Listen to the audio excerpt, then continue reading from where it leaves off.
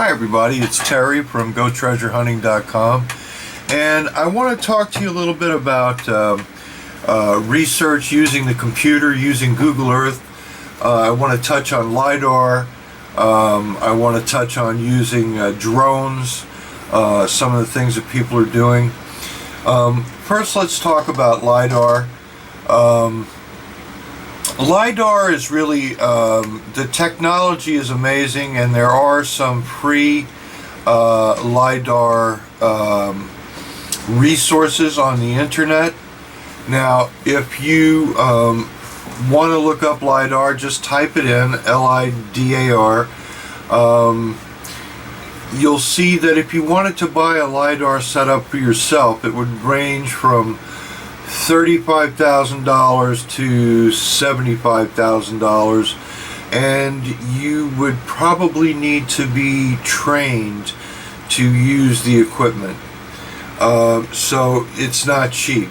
And now if you go out to contract to use LIDAR, it's going to cost somewhere in the neighborhood of $25,000 to $50,000 to plot a decent amount of land. Let's talk about using drones.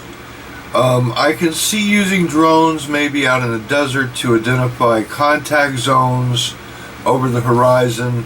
I can see them in the winter time perhaps going over some forested areas looking for cellar holes, but in the realm of what's really happening in treasure hunting today, I think they are more of the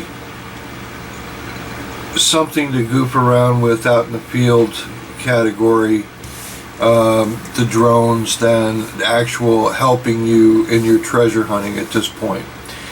There's nothing you can accomplish with a drone that you can't accomplish on Google Earth. And Google Earth is a tremendous tool.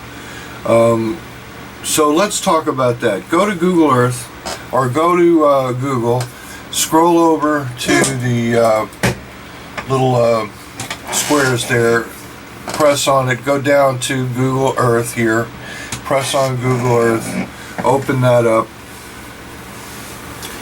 Now, Google Earth is an important tool, and let's take just the beginning lessons from Google Earth here that I use almost on a daily basis when I'm looking for, especially when I'm looking for some nearby or unknown places to me that I just heard about in my area.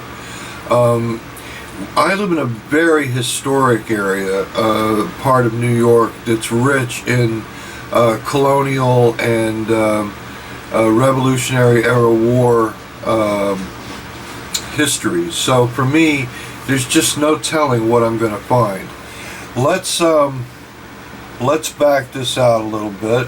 This is a sports field near my home, but you can, this is how I use it. I use this to identify, I'm looking here at different patches of woods, like, oh, here's Liberty Park over here.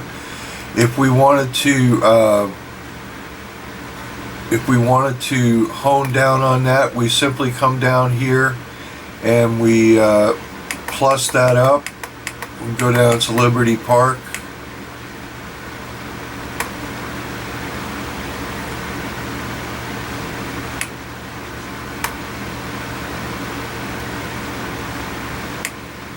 Now, this is why I say Google Earth is just as good as having a drone at your service. Look at how you can get right in here on Liberty Park. You can see the areas that are going to be open to you for detecting. You can see the parking lots there, the trail beside the lake, different areas right back into the woods, and you can back out of there and get a better feeling for the entire area there. Now, I can tell you that here in Silver Lake, we hunt these woods quite a bit. because there was a lot of colonial activity over in this area. So for us, we're constantly interested in this area. And you can access different maps here. You can go to winter, summer, so you can do different years.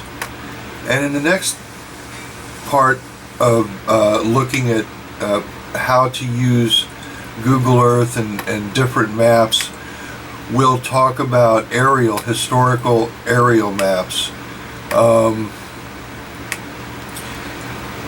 That'll show you how to use old, sometimes from the 1930s, 1940s, aerial photographs of areas that were what they looked like then, what was on them then, what's on them now. Again, this is just a fantastic tool, Google Earth. You could even go from where you live out to the gold fields of Arizona. Let's go to Congress, Arizona. Watch how this transitions.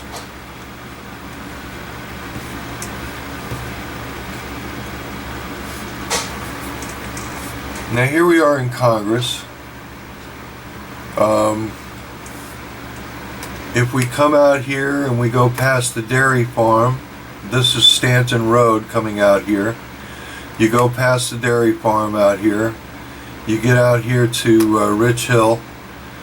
Let me just plus in on that a bit.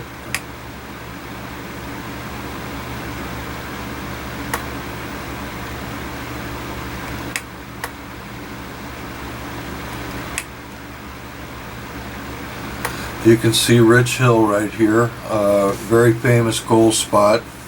You can see the LDMA camp at Stanton. And we use Google Earth quite a bit out in Arizona, looking at the different mining areas, looking at the old tailings, going up the hill here. This is going up Rich Hill. This, you can follow the crest to Rich Hill right on up into the potato patch. You can see evidence of modern day mining. You can see evidence of mining back. This is the Turkey Foot on the side of Rich Hill. Follow that right up to the crest.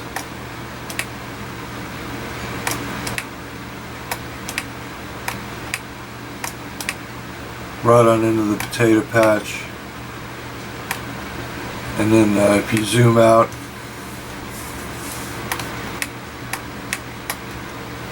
so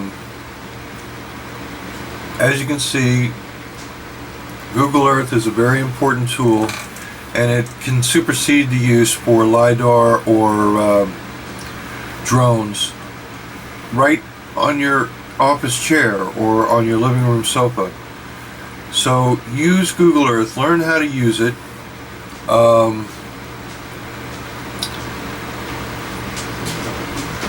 And use it every day to plan an outing, to go detecting. Use it to find new places. Use it to look at old places that you've already been to. Look for things that you haven't seen yet. Alright, so this has been about Google Earth, LIDAR, and drones and metal detecting. I hope you have found it a little bit helpful. Please subscribe to our channel. Thank you so much for your support.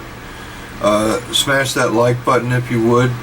Hit the bell so that you know when we have another video coming up. And if you haven't subscribed or commented on one of these or liked one of these videos, do it now so that you're in for the big drawing for the Nocta Macro sponsorship drawing that'll be coming up when we hit 7,000 subscribers. We're like at 6,830, 6,835 now.